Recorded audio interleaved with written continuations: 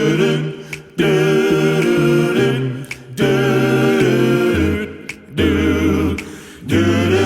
my North End. Well, hi, and welcome to My North End, the podcast. I'm joined today by a very special guest, one of my favorite neighbors of all time, Paul Dabene. Paul, thank you for being here. It's a pleasure.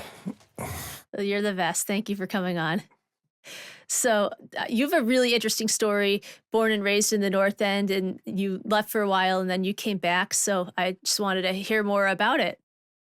Okay, I was born in the North End, and I lived there until I was about 16 or 17, and that's when my parents decided to buy a house in Braintree. But getting back to my childhood, I was born on Garden Court Street, which is a tiny street that runs from Fleet Street to North Square. The building I was born in, Rose Kennedy was born in that building. Wait, you were born in the building? Not in the hospital, but that was my address of address where I was born. Oh, wow. Number 6 Garden Court Street. And that's where, as I said, Rose Kennedy was born there.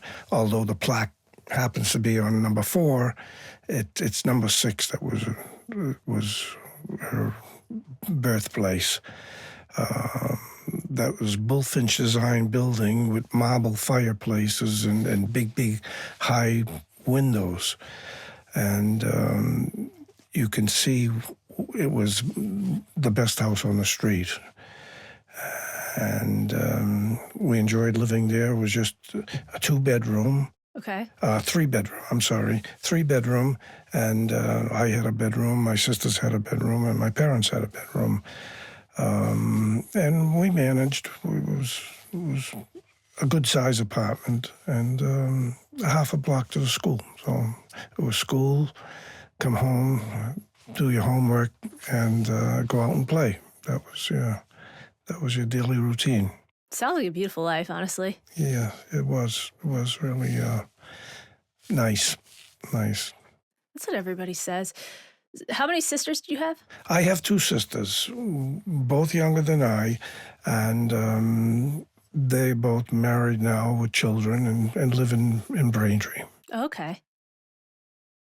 That's awesome. So what did your parents do for work? My mother was a housewife all her life. Up at 5, I don't know if that made things any easier. She was up at 5 every morning, made lunch for my father, made a fresh pot of coffee every day, and housework and basically cook all afternoon. My father worked as a sheet metal fabricator. Okay. And he worked in Cambridge, which was only 2.5 miles from the North End. And he used to drive to Cambridge every day over the Longfellow Bridge. And that was back in the 50s. And he worked at that place for almost 50 years. Oh, wow. Yeah, 50 years. No formal education as far as design or what am I going to say? Design and drafting. Okay. But he was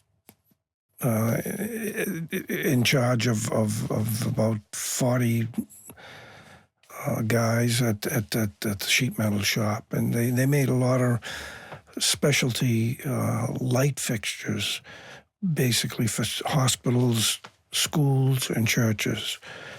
In fact, my father designed the lights at St. Stephen's Church. Really? Yes. There's 4 lights there that hang there. They're made out of pewter, and he had gone there several times, taking measurements and designing these fixtures. When they did it over, St. Stephen's was done over, I want to say in the 60s or 70s, when they actually lowered the church It was it's up. You had to climb like a flight of stairs to get to the church. Really? They lowered the actual church. Okay, it was in the same location though? Same location. They just lowered it down. That's it, and did a beautiful job there. Wow, I had no idea. Yeah, yeah. That's really awesome. I'm gonna have to go by and look at them. Go in and look at the light fixtures, and that's pretty unique. Pretty. Yeah, well, now that I know that your father did them, I'll check them out for sure. So you went to St. John's? I went to St. John's. In fact, I had nuns for 12 years, Sisters of St. Joseph's, and from St. John's I went to Cathedral High School. And Where was that? That's in South End, Okay. where the actual Holy Cross Cathedral is. Oh, okay. Yeah, there's a high school beside it. You didn't go to Christopher Columbus? Pardon? You didn't want to go to Christopher Columbus? I didn't want to go there. I don't know why. I wanted to. I probably should have taken a trade, but you know, it was almost mandated that you go to college. So that was the way. You just you know, I went to Cathedral and I went to college nights. Okay. Just for. And that was basically it. And then off to the Navy for 2 years. Okay. What made you want to join the service?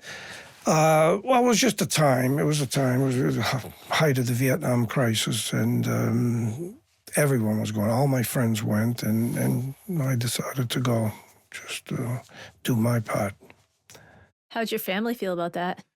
Well, they were kind of heartbroken. You Yeah. know, no one wants to see their son go to service, especially in that. That was, well, as I said, that was a very, very bad time with Vietnam. But I didn't have any qualms going. I just mostly, you just hate to leave, you know. But once you're there, you just know you did the right thing. Yeah. That makes sense. Well, thank you for your service. Oh, you're welcome. So you were in the service for how long? 2 years. Okay. 2 years. I was in Midway Island for 1 year, which is, that was a very, very hard thing to adjust to because it's a very isolated island in the middle of the Pacific. Okay. And you're there, and there isn't much to do there. It's a 1.25 miles wide, and that's it. You just you had your job to do, you did it, and that was it. There was about 90 service people there and families, and that was it for a year. You didn't do anything. That was your whole day. Your job, you worked 12 hours on shifts. Okay. 12 on, 12 off, 12 on, 12 off. But believe it or not, a year goes by. It goes by fast. And then my final year, I was in Hawaii for a little while, and then I went to Washington, D.C. I actually worked in the Pentagon and the White House, and CIA and all that. How'd you get put on that job? It was just that someone noticed my record that I had worked for the phone company, and they said we could use someone like you, and that's what I was doing, basically military secure circuits, working on telephone lines. Oh, wow. So you were with the phone company before you were in the service? Yes. Just, I don't know, about 9 months. Like when you were in high school? Right after high school. Okay. Right after high school.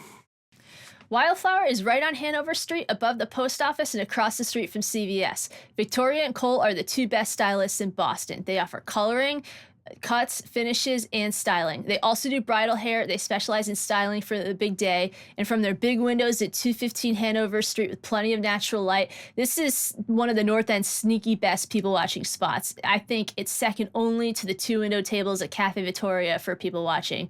They also carry the best line of hair products. So give them a call at 857-232-4767 to book today, or visit their website at wildflowerhairstudio.com. The show is brought to you by Looks by Layza. Layza is an absolutely incredible makeup artist here in Boston with over 7 years of experience. Her work has been featured in People Magazine, Boston Magazine, Style Me Pretty, Boston Man Magazine, and more. Layza specializes in bridal, commercial, editorial, and personal branding, and I can personally attest that she's basically a miracle worker. My own co-host's wife didn't even recognize me at first from the one show I did where I was a complete amateur. I wore no makeup, and then when I got it done, she said that I looked more like myself on camera. So if you ever need makeup for any occasion, Layza is simply the best. So go to looksbylayza.com to book today. Was that your first job? Yes. Well, I've had jobs after school. Right. At the local grocery stores, several grocery stores I've worked in. Uncle Dave's, J. Poland and Company, which was another grocery store, competitive Uncle Dave's. I think they were actual cousins, but they made it seem like they were opposed to each other. And that was it. But that's at the time when Salem Street was open until 9 o'clock on a Friday night. I mean, and you couldn't walk down Salem Street. There were so many people. Really? They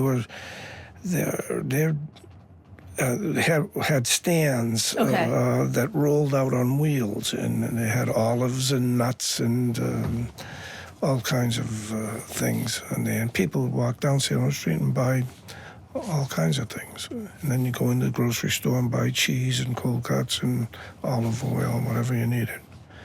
But it was bustling. Friday night and Saturday, you couldn't move on Salem Street. Every doorway was a store. And people did their shopping there. There was no such thing as a stop and shop or anything like that. So these are all like neighborhood people just doing their shopping? Yes, It wasn't like tourists like now? Yeah, yes. Yeah, all neighborhood people. That's awesome. 'Cause when people talk about that, that's the North End I wish I had been a part of, honestly. I feel like I was born too late. Yeah. But those were good times, and you met so many nice people. You knew everybody in the neighborhood because you met them shopping on your way to school or here or there. But basically, everyone was out on Friday night or Saturday just shopping. And you could get anything you want, and it was fresh every single day. You shopped every day for that evening's meal. It was, you didn't stock up for the week. Friday, we'll have this. No, just your mother decided what you were going to eat that night, and you went out. But they probably was 15 bakeries, so you had your choice where you went for bakery. Everyone had a favorite baker. You liked one kind of bread. I liked another kind of bread, but that was it. What was your favorite? I used to go to Pazziali's. Before that, there was a place, Drago's, on Fleet Street, which is only 50 feet from my house, and I'd buy a Scholar every day, a sliced Scholar. And then he closed up, and he didn't close, he moved, and I went to Pazziali's, which was 4 doors away from there, and bought the bread there. But every day we bought a loaf of bread, and Scholar, and my mother would make the lunch for us, and my father every day she'd make lunch for him. That's amazing. What was your favorite thing that she made? Mine was chicken cutlets. Yeah? Yeah, which is still to this day. I love chicken cutlets. Still your favorite? Yes. That's awesome. And what was your favorite tradition growing up in the North End? The tradition was the camaraderie. Just so many kids, and no one had anything, but we had everything. You didn't realize, I didn't realize I didn't have these things until you started meeting other people. You got bigger. And I thought everybody in the world was Italian. I went to high school, and I'm hearing names that I never heard before in my life. Murphy, Coughlin, Connors, and it's like that. I said, geez, and then again, when you go in the service, Right. now you're meeting people from all over the country, and people from the South and people from out West, and everyone had different dialects and accents and everything. They always used to make fun of my Boston accent, but we had a good time. I got to tell you a favorite story of mine. Okay. I was in the Navy, and naturally I became friendly with two guys, very close, and we always stayed together, whatever we did. And we all said, well, one weekend we want to go to your house, next weekend we'll go to my house, and the next week we'll go to Jim's house. And we did that. When we had a weekend that coincided with our shifts, we went, and I went to New York, and I went to Ohio, Shaker Heights, Ohio. And we stayed a weekend with my friend Jim in Ohio. We had a good time. Very nice neighborhood, very upscale. And then we went to New York. My friend lived in outside of the Bronx. I forget the place. But anyways, we spent the weekend with him. It was very, very similar to the North End. We went to Mulberry Street and all those places around there. And so close to the North End, only a bigger version. Yeah. And then one weekend we came to my house. So naturally, we're guys. We're 18 years old. We want to go out on a Friday night. So at that time, Lucifer's was a popular club up at Kenmore Square. So we said, we're going to Lucifer's tonight. So my mother made supper. We had supper. And then the guy says, want to take a shower, and we're going to dress up and go there. I said, you want to take a shower? They says, yeah. I says, oh, get your jacket. Get your jacket. I says, yeah, get your jacket. They got the jackets. They came with me, and we went to the bathhouse. Right. On North Bennett Street. And I said, this is where we take showers. We didn't have a shower in the house. And they had never seen that before. They never saw that before, and it was such a shock to them, and you know, it was just. But the end of the night, we talked about that and how they liked that. They just said, "How did you do that?" But everyone did it, and it was just that was a way of life there. That was it. Yeah. That's what everybody says. Yeah, but you didn't have a lot of the tenement houses didn't have heat, so you had a stove that you used to put oil in. The oil man used to come down the street, and you'd put a sign in the window that you needed oil or ice. Okay. One side said ice, one side said oil. So you put that in your window, he'd know, and he'd go downstairs and fill you had a 50-gallon drum that he'd put the oil in there. And that, I don't know how long that lasted, maybe 2-3 weeks, but you would go downstairs twice a day, in the morning and the night, and you get the oil. There was a container, I don't know, 3 gallons, 5 gallons, whatever it was, and you'd put that on the stove, and that gave you the heat for the house. Wow. You just in the kitchen, that was the only room that was really warm. Right. And that was it. Wow. But we had food, I'll tell you that. We had the best of food, and everybody's door was left open. No matter how many people showed up, there was always enough food and good food. I bet. The show is brought to you by Bark Boston. Located on the corner of Hanover and Commercial Streets, Bark Boston brings doggy daycare and more to the North End. They've got retail, grooming, training from certified professionals, and pretty soon they're going to have a dog hotel. So this is the perfect one-stop shop for your dog. Nobody loves the dogs of the North End like Bark Boston, and nobody pampers them more. Stop in to check out Bark Boston today, and also follow them on Instagram to see the updates with the dog hotel, because I'm telling you, that's going to be incredible. The show is brought to you by the Golden Goose Market, or the Goose as it's known here in the North End. It's truly a neighborhood grocery store. From hard-to-find wines to everyday products, the Golden Goose has you covered. The proprietor, Steve DeAngelis, and his friendly and caring staff take pride in stocking the freshest fruits and vegetables, the highest quality meats and seafood, and a diverse selection of specialty items. You can visit them 7 days a week at 179 Commercial Street, and you can also order online at goldengoosemarket.com. They make local deliveries, and I swear they come to somebody's rescue just about every single day. Stop in and see them today.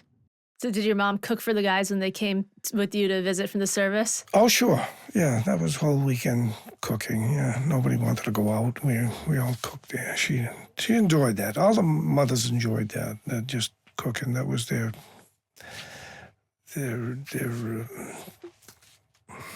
how to say it. They enjoyed that from their heart. Yeah. They would, cook and enjoy seeing you eating. It's amazing. So you were in the service, your work at the phone company made you qualified for this position with the Pentagon. Yeah. So you got off the island and then you were with Civilization at the White House. Yeah. Like I said, someone picked up my file and saw that I had some communications background after they had spent a ton of money on me, teaching me what the division I was in was radio man, but I was in the clerical part of the radio man. All the guys I worked with were listening to radio signals all day long, 12 hours a day. And then you'd be off for 12 hours, but they'd be listening to radio transmissions of the ships circling Midway Island, and they'd be intercepting the signal and then writing it down. But I was in the administrative branch, and I would just do mostly clerical work. But Okay. I had gone to a training thing before that lasted, I don't know, 3 or 4 months. You were supposed to have some prior background into typing. I never saw a typewriter in my life. And they said, you got to get up to 30 words a minute typing within, 2 months, and otherwise you're going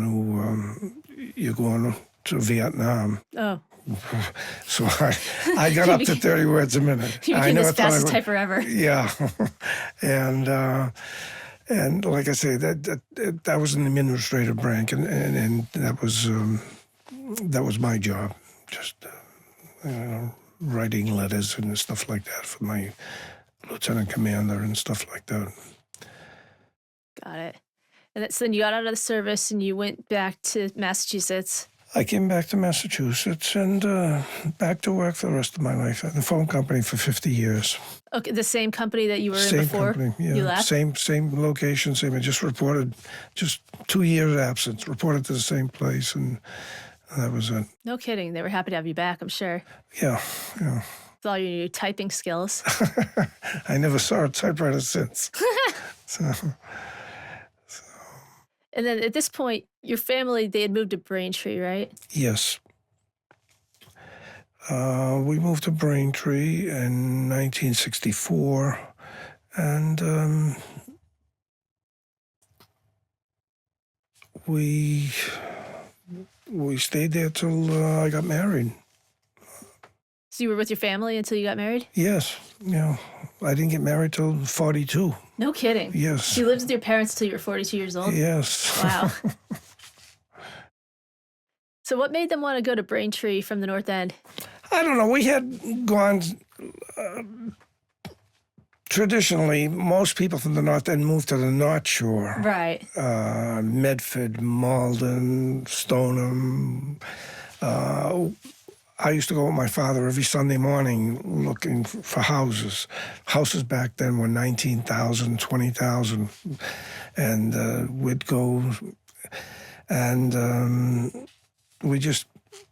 this went on for a year and a half. Every Sunday morning, my father would take it. We'd go for coffee and then drive around looking at houses.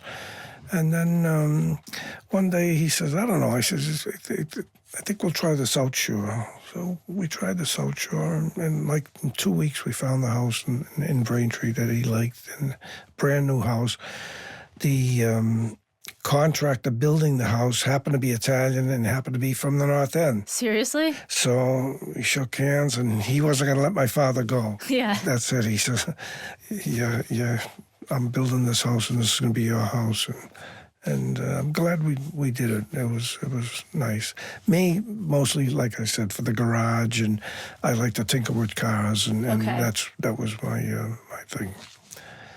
Wow. What was meant to be with the contractor being Italian and being from the North End? Yeah, like I said, he says, you're going to move here. He says, I want you to move here. He had lived half a mile from this house. He built 14 houses on this street. They were all brand new, all very nice houses. And he just wanted my father to be in Braintree. He says, you belong here, and that's it. And we moved to Braintree. Wow. And your sisters are still there, right? My sisters are still there. Yeah. Both married and both have their own families and both there. So why didn't you move, like, until you were 42, you lived with your parents, you never thought about living on your own? No, I never really did. Just I was working. I was content going out every weekend, and then a lot of my friends didn't get married till later in life. Really? Why? 35, 36. I don't know. Just that was the way of life. Yeah. I mean, there's nothing wrong with that. It's just the times were a little different. Yeah. So. Well, I didn't find a girl till that's why I didn't get married. So you didn't find the right girl. That's right. Okay. Did people think that you would just be a bachelor forever? It's one of those things you just keep going and going and going, and I guess I didn't find the right girl until I was 42. How'd you find her? I met her on the job. I had a job to do the phones in her office, and No I was kidding. working there, I don't know, maybe 3 weeks or a month, and they used to have this pool every Friday. She worked for the Department of State Department. Okay. She Department of Social Services, Child Services, and there was 20, 30 girls in her unit, and every Friday they'd have a raffle, a pool, and you'd give $2 and you'd pick a number or something, but anyways, I'm working in the corner in the closet, and they says, hey, ask the telephone guy if he wants to join the pool. I says, yeah. So I give him $2. I won the pool, so I ended up taking a bunch of girls out for a drink, and I got to meet my wife at the time, and that's how it all began. Because you won the pool. That's it. Did you meet her before you won the pool? Never or? saw her. Okay. Just She just the came out for job, drinks. Just on that job. In fact, that's who I had to see on the order. It said, "Speak to Joyce," and they were moving phones around and relocating people. Okay, so you met her that way, but then you really got to know her when you brought everybody out for drinks. Yes. We went out that night and stayed out till 11 o'clock, and I says, you want to go out? And we went out next night, Saturday night, we went out to eat, and then the rest is history. And that was it. Where was she from? She was from Chelsea. Okay. Yeah. So, her maiden name was Linkowitz, Okay. and we hit it off, and that was it. That was that. Yeah. So then you got married and you moved to the South Shore, somewhere else to the South Shore. Yeah, we moved to Weymouth at the time, and we stayed there just about a year, and then we moved back to the North End. Really? Yeah. Okay, why'd you come back to the North End? Oh, we liked it, and that was it. We just decided that was where we were going to be. This show is brought to you by Antico Forno. One of Yelp's top 100 pizza spots in 2024, Antico Forno's wood-fired Neapolitan pizza lives up to the hype and then some. Since 1996, Antico Forno has been known for its traditional dishes made with the freshest ingredients in a cozy, family-friendly atmosphere. Located on Salem Street, this neighborhood classic is perfect for all occasions. Owned and operated by an amazing family who's called the North End home for generations, Antico Forno is truly an authentic Italian experience. Book your reservation today at anticofornoboston.com or just stop in and see them over on Salem Street. They'll take care of you. They're the best. This show is brought to you by I Am Books. I Am Books is an independent bookstore located in the heart of the North End at 124 Salem Street. This gem of a neighborhood bookstore has everything you need. Books, stationery, last-minute gifts, seriously everything. From best-selling fiction to cookbooks, as well as books in Italian and a fabulously curated children's and kids section. The North End's only bookstore has become a must-see destination for locals and visitors alike. It's the first and only Italian-American bookstore in the country. I Am Books on Salem Street is looking forward to greeting you in their welcoming space full of cultural and literary wonders or online at iambooksboston.com. The show is brought to you by Salon Italiana. Salon Italiana is absolutely iconic in the North End, and it has been for over 50 years. Founded by Ermino and Vonda Martinetti, this husband and wife team wanted to feed their children the freshest Italian foods that they knew from their own homeland. And for more than 5 decades, they've done just that. They've stocked only the very best in olive oils, vinegar, pasta, cold cuts, cheeses, and other specialty products. And local residents and visitors alike have been relying on them for quality, freshness, and authenticity, and they never disappoint. Salmoreria Italiana is located at 151 Richmond Street, right around the corner from the Paul Revere House. Stop in and see them today. Well, you were you spent a lot of time in the North End even after you moved, right? Oh, yeah, I was there.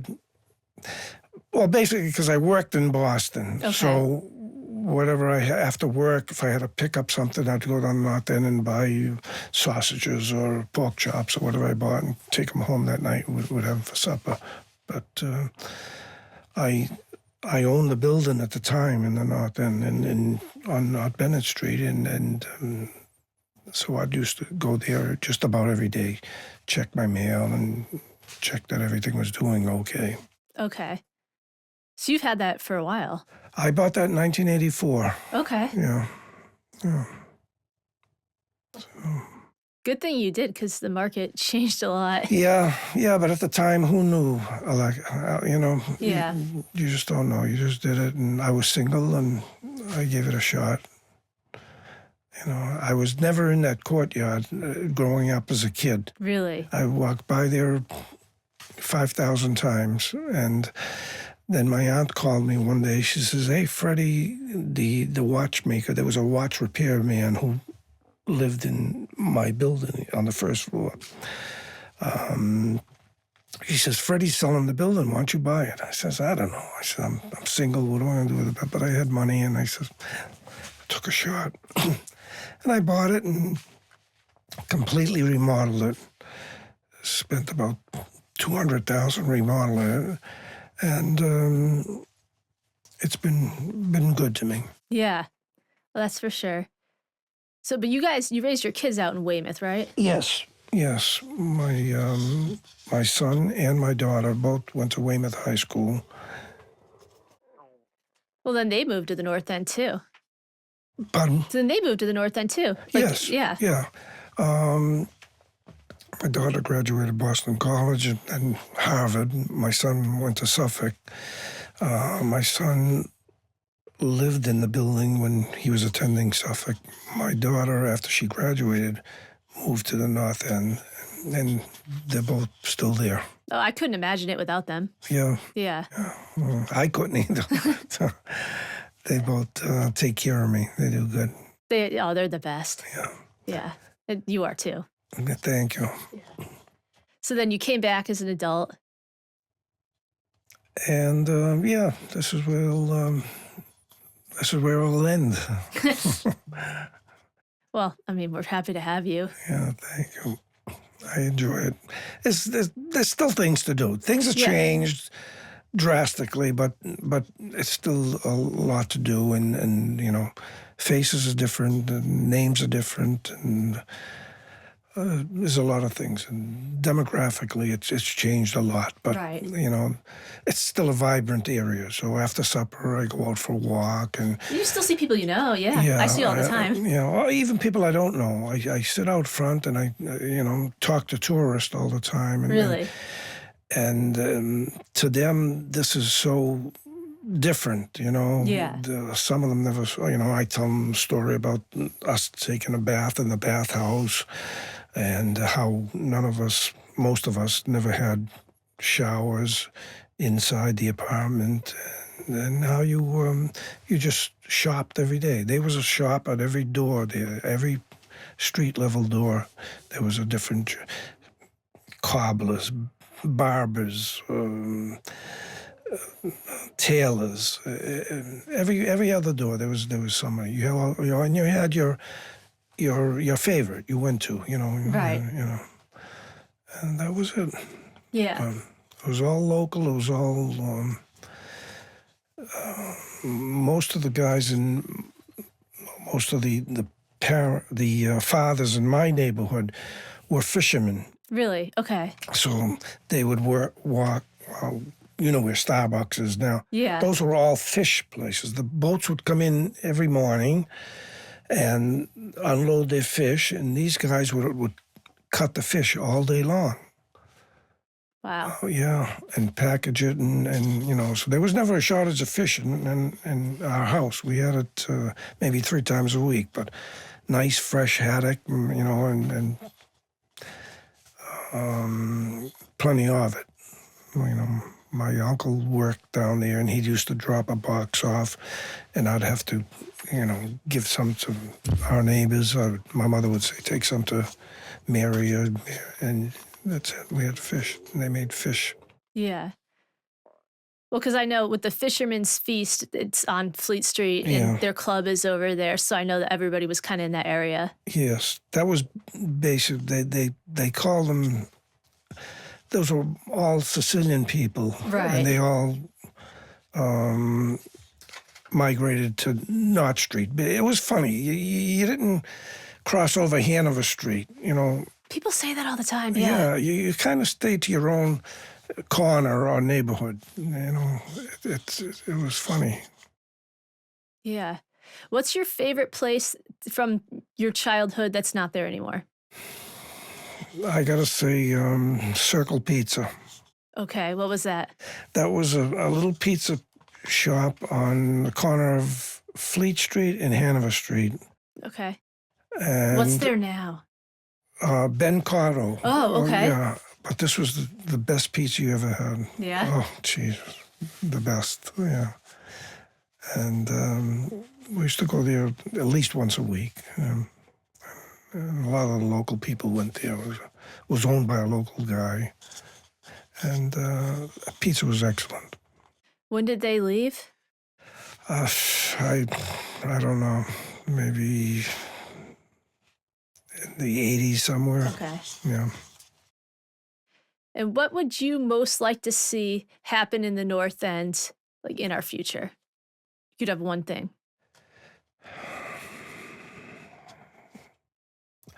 I'd like to see more families, and I think you're starting to see that now. Yeah. I'm seeing that with the kids going to school. You see it in the morning, either the mother or the father walking their children to the Elliott School. Yeah, or St. John's. St. John's, which are both excellent schools. St. John's and the Elliott. Yeah, people don't know that, but they are. Yeah. Oh, incredible. They're very, very nice. Very good. Very excellent education. Excellent. Some more families. Yes. I agree with that. Yeah. Because I think that's what creates the traditions and keeps it alive. That's right. That's right. Yeah. And I think we're beginning to see that. I'm seeing more and more kids in the playground at Nazaro Center, and I'm seeing them, as I said, walking to school in the morning. I think you're right, because I think when you ask most people, they just talk about how it's not the same, and that's true, but I think you're right. I think you're starting to see that, and that's kind of where it begins. Yeah. Because all those businesses that were around when your family was growing up, they were there because they were catering to the families. Well, thank you for coming on and thank you for sharing your story with me. Like I said, you're one of my favorite North End people of all time. You're very, very welcome, Ella. So, we'll see you every day. You know it. That's it. Okay. All right. Well, you're the best. Thank you. You're welcome. Bye-bye. Bye. do do do do